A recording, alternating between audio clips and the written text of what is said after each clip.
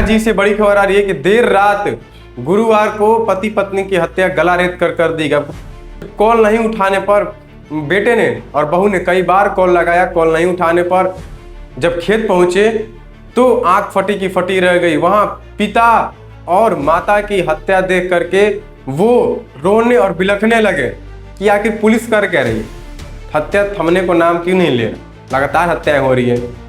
अब जब वार्ड सदस्य और बड़े बड़े मंत्री, कल सहरसा में बीजेपी एक नेता, बड़े नेता की हत्या हो गई, आज वार्ड सदस्य की हत्या हो गई।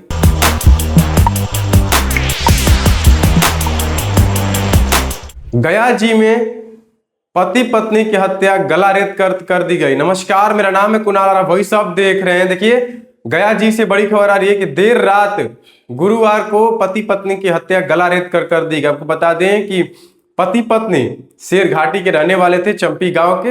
वो खाना खा करके घर से खेत की तरफ निकले थे। वहां झोपड़ी में सो रहे थे रात को खेत की रखवाली करने के लिए।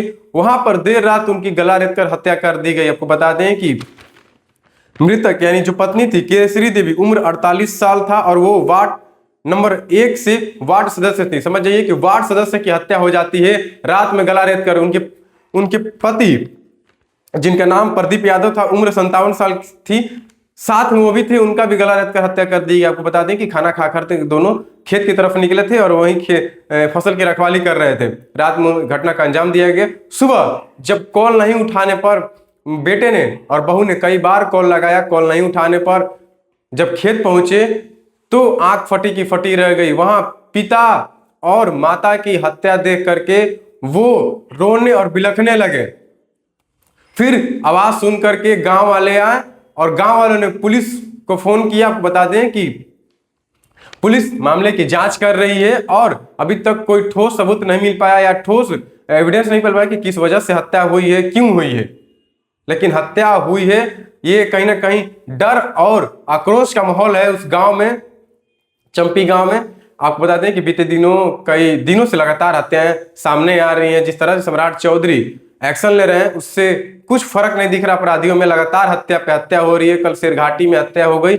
आपको बता दें कि शेरघाटी में देर रात अपराधियों ने वार्ड सदस्य की हत्या कर दी। अब समझ जाइए कि जब वार्ड सदस्य ही सुरक्षित नहीं है तो आम आदमी कैसे सुरक्षित रहेंगे। बेटी ने बताया कि जिस फसल की वो रखवाली कर रहे थे उस फसल को लेकर के जमीनी विवाद था। यानी ऐसे उड़ती उड़ती खबर आ रही है, उनकी बेटी ने भी कहा कि उस फसल की जमीनी विवाद था और उसी के कारण लगता है कि हत्या हुई। आशंका कई तरह से जताई जा रही है, लेकिन हालांकि पुलिस ने अभी तक साफ नहीं किया है। जांच चल रही है, देखना होगा कि अपराधी कब तक पकड़े जाते हैं।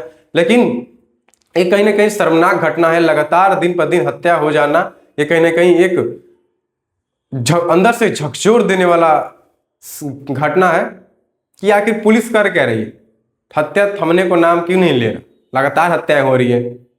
अब जब वार्ड सदस्य और बड़े बड़े मंत्री, कल सहरसा में बीजेपी एक नेता, बड़े नेता की हत्या हो गई, आज वार्ड सदस्य की हत्या हो गई, तो कहीं ना कहीं एक आपराधिक मामला जो है बढ़ता जा रहा है, ग्राफ इसका ऊंचा जा रहा है।